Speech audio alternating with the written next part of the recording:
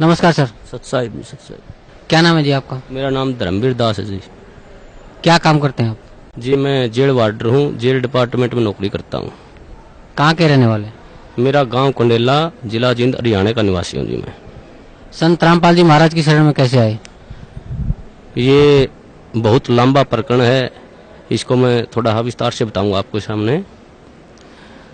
मैं जिस टाइम ये करौथा कांड हुआ उस टाइम रोहतक जेल पर वार्डर के पद पर था और बहुत तरह बात सुनी। एक भाई ऐसे हुआ करौथा कांड, ऐसे सुनते थे अखबारों में हर रोज, तो बड़ा दुख हुआ ये बातें सुनकर। भाई ये संत सभी ऐसे ही करते हैं। तो फिर कुछ दिन के बाद पता चला भाई संत रामपाल जी महाराज रोहतक जेल में आएंगे। तो हमारी वहाँ पर ड्यूटी थी, हमने देखा, सोचा भाई यहीं बात करेंगे, आके पूछेंगे उनसे क्या ये वास्तविक सच्चाई है। उसके बाद मेरे कुछ दोस्त थे मेरे गांव में जिन्होंने सतगुरु रामपाल जी महाराज जी से उपदेश लिया हुआ था। तो मैंने उनके पास जाकर कहा भाई तुम्हारे गुरुजी तो ये देखो अखबारों में ऐसे आते हैं, इनके बारे में बहुत बकवास ऐसे करते हैं। वो न बोले नहीं भाई हमारे गुरुजी ऐसे नहीं करते। लेकिन मेरे विश्वास नहीं हुआ इस बात का। तो एक मेरा दोस्त जो गांव में केबल का वैसे स्कूल उसका प्राइवेट स्कूल है, गांव में केबल चलाता है वो, मैं उसके बाहर खड़ा होया, उससे मैंने बहुत गलत बातें की उसको। अगर भाई तुम्हारे गुरुजी ऐसे करते, मैं तुम्हारे आता नहीं। उन्होंने बोला भाई एक बात बता, मेरी माँ पागल, एक्चुअल में उसकी माँ पागल थी, अपने कपड़े उतार कर फेंक देती थी। उसका पिताजी इतना शराबी था कि सारा गांव के बच्चे उसके पीछे लगे रहते थे। उन्होंने बोला भाई जब मेरे घर में मेरी माँ पागल से ठीक होगी, मेरा पिताजी शराब पीता था, आज एक नंबर का इंसान हो गया, मैं उस सुख को कैसे भूल जाऊं? मैं कैसे ये कह दूं भाई संत रामपाल जी महाराज मेरे गुरु जी के पास मतलब ये ज्ञान नहीं है, उनसे ये फायदा नहीं होता, मैं मेरा जो फायदा हुआ है उसको कैसे अनदेखा कर दूं? इस बात का मेरे कोई असर नहीं हुआ। मैं उसको कह के उन्होंने बोला चाह तो पीता जाए, मैं बोला नहीं भाई मैं चाह नहीं पीऊंगा, मैं चला गया। तो फिर उसने मेरे पास फोन कराया भाई हमारे गुरुजी आपके पास जेल में आ रहे हैं, आप उनको शिष्टाचार से बातें करना, आप कदे आप पाप के भागी हो जाओ। एक मेरा बड़ा भाई ओम प्रकाश नाम है उसका, उससे भी पहले वो करौथा कांड में सह परिवार जाया हुआ था, उसको भी मैंने फोन पर बहुत ज्यादा बातें की, भाई तुम वहाँ क्या करने गया था, आज फंस गया। वो ये कहा फोन पे मेरे को अगर भाई मैं तुम्हारे को ही छोड़ दूंगा, मैं गुरुजी को नहीं छोड़ सकता। फिर भी मेरी बुद्धि ने काम नहीं करे, भाई ये कह रहे हैं भाई तुम्हें ही छोड़ दूंगा, गुरुजी को नहीं छोड़ सकता। फिर भी मेरी बुद्धि ने काम नहीं कराया, मैं भाई ये तो पागल हो गए। उसके बाद फिर गुरुजी जेल में आए। जेल में आने के बाद वो दिन बहुत, मैं उस दिन को बहुत खुशकिस्मत मानता हूँ कि उस दौरान मेरी जहाँ पर गुरुजी बंद थे वहाँ पर मेरी ड्यूटी लगी हुई थी। तो गुरुजी आए, जैसे आके वहाँ बार के अंदर लेट के शाम को, तो हमने ये सोचा भाई गुरुजी अब आए हैं, रिमांड से आए हैं, अब तो इनको आराम करते, सुबह बातें करेंगे। जब ही सुबह ड्यूटी फिर मेरे ड्यूटी वहीं लगनी थी, वहीं परमानेंट ड्यूटी होती थी एक महीने के लिए, मेरी वहीं ड्यूटी थी। उसके बाद गुरुजी यहाँ से सुबह जैसे ही गुरुजी को मैंने नज़दीक ही गया, गुरुजियों ने मेरे से पूछ लिया अकबर भाई हवलदार कौन से गांव का है तू? माँ जी मैं कंडेला गांव का। गुरुजियों ने कहा भाई कंडेले के तो बहुत भगत हैं मेरे। माँ जी हाँ बहुत भगत हैं। हाँ गुरुजी संत रामपाल जी महाराज ने मेरे ही बड़े भाई का नाम ले दिया, एक ओम प्रकाश है भाई मेरा कंडेला का बहुत बढ़िया भगत है। देखो कितनी अखबार में कितने सुनने के कारण मैं अपने भाई को मना कर दिया कि मैं नहीं जानता। इतना बुरा प्रचार सुनने के बाद मैंने अपने भाई को भी खुद मारा, माँ जा भाई मैंने ये कह दिया जी मैं नहीं जानता उसको। गुरुजी ने कहा भाई जान या ना जान मेरा भक्त है वो। माँ जी ठीक।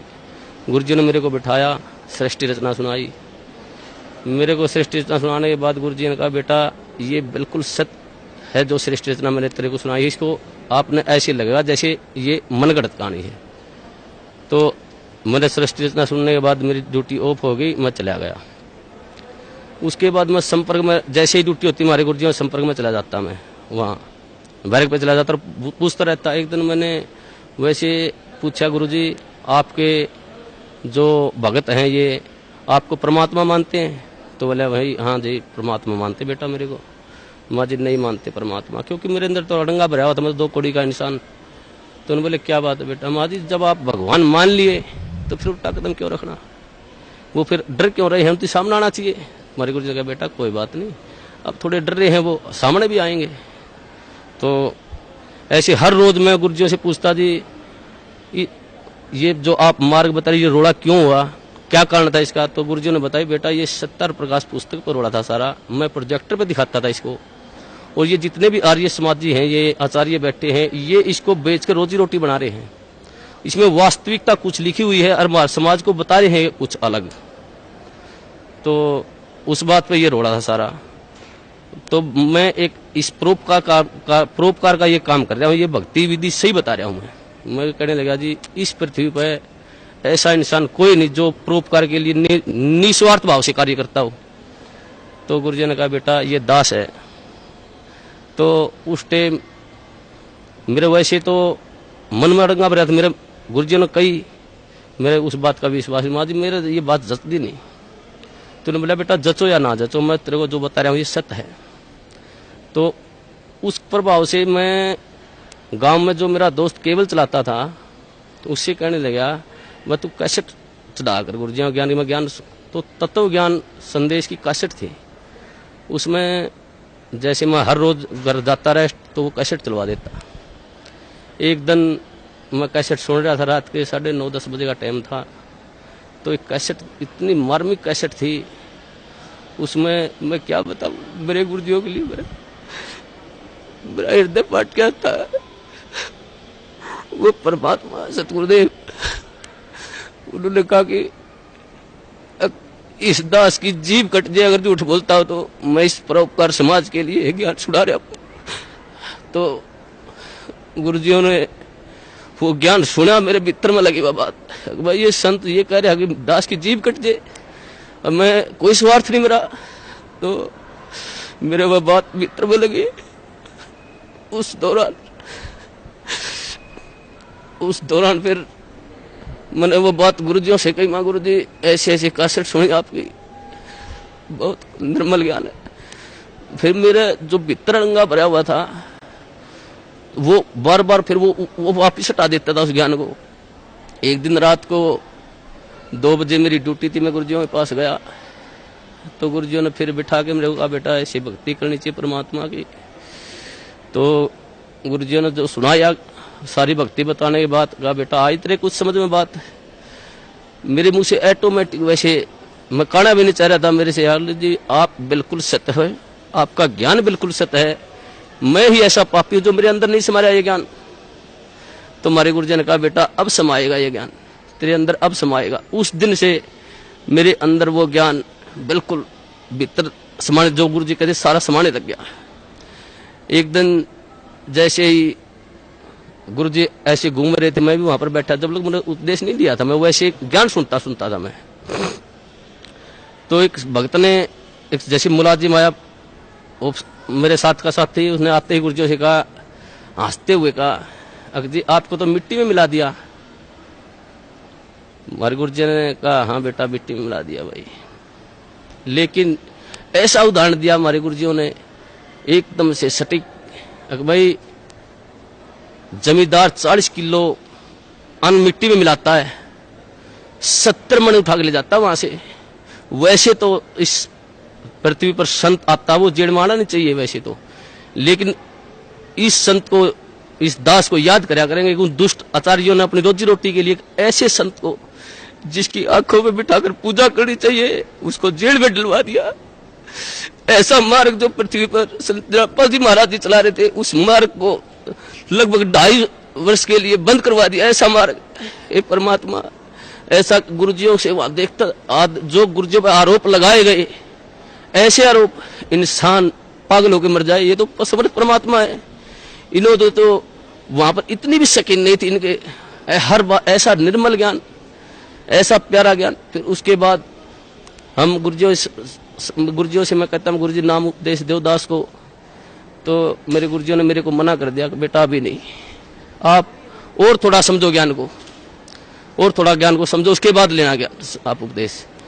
मैं घर जाता, कैसेट चलवा लेता, मेरे जो दोस्त था उससे, भाई कैसेट चला गुरुजियों की, वो कैसेट मैं सुनता रहता।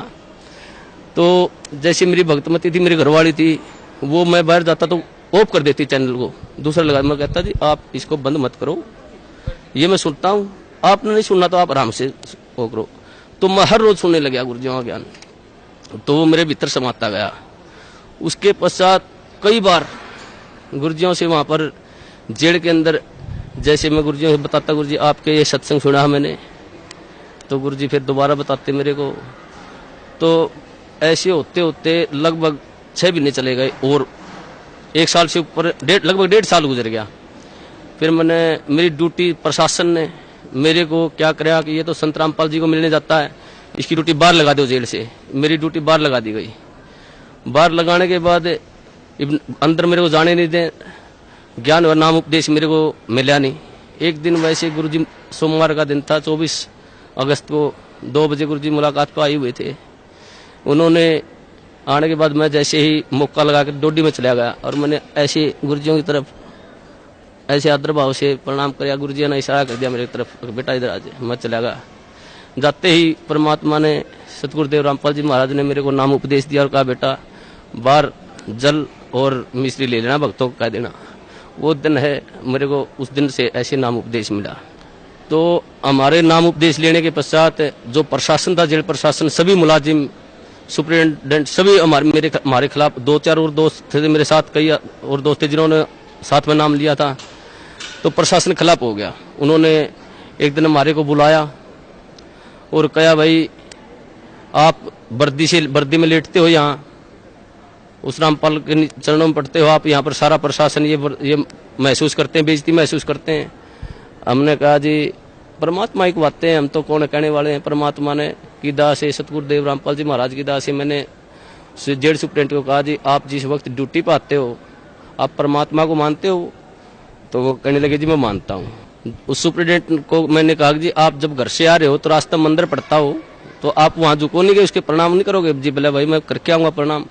तो मैंने कहा जी हमारे तो परमात्मा सतगुरु रामपाल जी महाराज है, मंदिर भी हमारे, तो ये सब कुछ है जी, हम नहीं रुक सकते जी, हम प्रणाम करेंगे ही करेंगे। आप हमारे को सस्पेंड करो, डिसमिस करो, कुछ भी करो। तो वो बोले भाई ठीक है, तुम नहीं मानते तो करते रहो। तो ऐसे ही सारा प्रशासन का ये सिस्टम चलता रहा जी।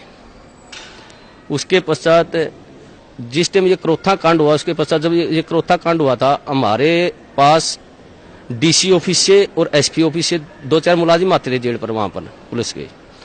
तो हम उनसे पूछते थे भाई वहां पर क्रोथा कांड ऐसे हुआ, आप वहां थे, मौजूद थे वहां पर? वो कहते थे भाई हम वहां पर मौजूद थे, ये बातें सारी सच्चाई हैं। तो ऐसे वो हमारे को बता करते कि दोस्तों साथ में उठते बैठते खाते पीते थे वहां पर। फिर जब हमें ज्ञान हुआ, गुरुजियों ने बताया भाई ये सौदा अलग था, सत्यार प्रकाश का रोड़ा था, सच्चाई ये है। तो फिर हम उसे बहस करने लगे, भाई तुम वहां बताओ वहां पर ऐसे हुआ था और ये गुरुजी बता रहे हैं ऐसे, सच्चाई है ये। तो एक दिन मैं उनसे ऐसे बहस कर रहा था, भाई तुम झूठ बोलते हो। फिर एक मुलाजिम ने मेरे को बताया, बोला भाई ये सत्य है, हम उस टाइम झूठ बोलिया कर दे, ये सच्चाई नहीं, सच्चाई जो तुम बता रहा है ये है सत्य। जब मन में आए परमात्मा, हे सतगुरुदेव, ऐसे जुल्म ढाए उन दुष्टों ने, फिर भी समाज, फिर भी देखो कितनी झूठ, एक दोहरे रोटी खाने वाला आदमी झूठ बोल रहा है, हम झूठ बोलिया कर दे एक भ्रमत करने के लिए। तो उस दिन से फिर वहां से फिर पक्की दिल में जज की भाई ये सारा जो समाज है झूठ है, गुरुजी जो कह रहे हैं वो बिल्कुल सत्य है। उसके पश्चात हम गुरुजियों के साथ रहते थे, जाते थे, प्रणाम करते थे। प्रशासन हमारे खिलाफ हो गया, प्रशासन ने हमारी ट्रांसफर करवा दिया अम्बाड़ा, भाई तुम अम्बाड़ा चले जाओ कहने लगे वो।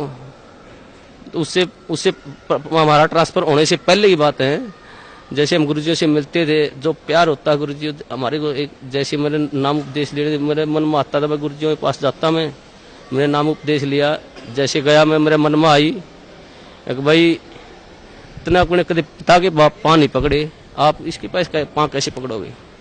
मैं जैसे ही बार के नजदीक गया मैं वापस चला गया। दूसरी बार फिर मेरे मन में प्रेरणा हुई, अगर भाई संत हैं तू मानता क्यों नहीं, पाँव पकड़ ले जाके। फिर जो गेट पर गया फिर वापस चला गया। तीसरी बार फिर मेरे मन में आई, अगर भाई तू जाता ही क्यों वहां पर, अगर जाओ तो पाँव पकड़ ले गुरुजियों के। तो मैं जैसे ही गेट में बढ़िया, गुरुजी खड़े थे वहां सामने, इंतजार कर रहे थे, वो तो जाने जाने परमात्मा। उन्होंने जैसे ही मैंने गुरुजी चरण का हाथ लगाया, उन्होंने मेरे को छाती का लगा लिया ऐसे। वो अनुभव, जो सुख, जो गुरुजी ने कहा बेटा अब मैं तो 2 साल और जेल में रह मेरे कोई सुख नहीं। मैं आया तेरे लिए था बेटा यहाँ पर, वो दिन आज भी याद आता। उस दिन तो मेरे ज्ञान नहीं था मुझे, परमात्मा ने ऐसी दया करी मुझ नीच पर, सारे परिवार पर। मेरे को, मेरी शादी को भी कई वर्ष हो गए थे, कोई औलाद नहीं थी मेरे। तो गुरुजियों ने, मैंने प्रार्थना की गुरुजी ऐसे ऐसे हमारे संतान ने, गुरुजियों ने कहा बेटा तुम दोनों नाम ले लो जब तुम्हारे संतान होगी, और तुम्हारे भाग्य में संतान नहीं है, परमात्मा खुद अपने कोटे से संतान देंगे तेरे को। तो उस दिन फिर भगतमती, मेरी भगतमती को भी मैंने कहा भाई ये परमात्मा आए हुए हैं, पूर्ण संत हैं, ये ज्ञान सुनो आप। तो वो सीधी सुनने लगी, उनको भी ज्ञान हो गया। फिर उसके पश्चात उसने भी फिर जेल में मैंने गुरुजी से प्रार्थना करी, गुरुजी भगतमती भी नाम लेना चाहती है, बोला बेटा बाहर सीढ़ी पे दुआ देना, मेरा आदेश है।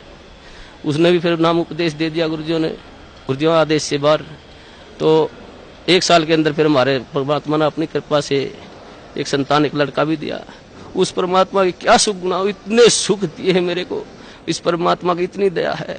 और सबसे बड़ा काम मुझे मतलब 2 कौड़ी का इंसान हूँ, मुझे भक्ति का क्या पता है। गुरुजी ने जो प्यार होता है, जो प्यार वास्तविक प्यार गुरुजी ने दिया मेरे को, मुझे तो पता ही भी नहीं था प्यार क्या होता है। ये परमात्मा, ये जाने ये वो परमात्मा है, ये सारी सृष्टि के पालन करता है। ये पूर्ण संत कबीर परमेश्वर है, ये तो एक लीला करने हैं यहाँ पर।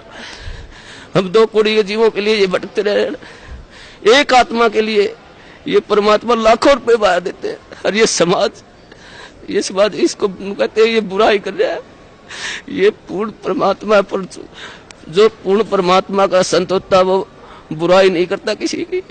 ये तो अपने बच्चों के लिए शिक्षा दे रहे इस बात को, भाई तुम पहचानो ये ज्ञान है, ऐसा पवित्र ज्ञान है परमात्मा इस पृथ्वी पर। ये किसी संत में देख लो, किसी आधार ही नहीं ज्ञान का, और ये ऐसा ज्ञान दे रहे हैं, मोक्ष का मार्ग बता रहे हैं, ढोल पीट रहे हैं, हर इन्हीं को कहते निंदा करते हैं। ये परमात्मा, मैं तो इस सब समाज से यही कहूंगा कि इस संत को, ये पूर्ण परमात्मा, इनकी पलकों में बैठाकर पूजा करनी चाहिए इनकी। और सभी समाज से कहूंगा अपने और अपने परिवार को जितना भी जल्दी हो सके यहाँ पर सतगुरु बंदी छोड़ सतगुरु रामपाल जी महाराज की समय लाकर उनका कल्याण करवाए, और सभी भाइयों को बताए बस वास्तविक ज्ञान वहां पर है। मैं यही कहना चाहूंगा। सत साहिब। धन्यवाद, धन्यवाद।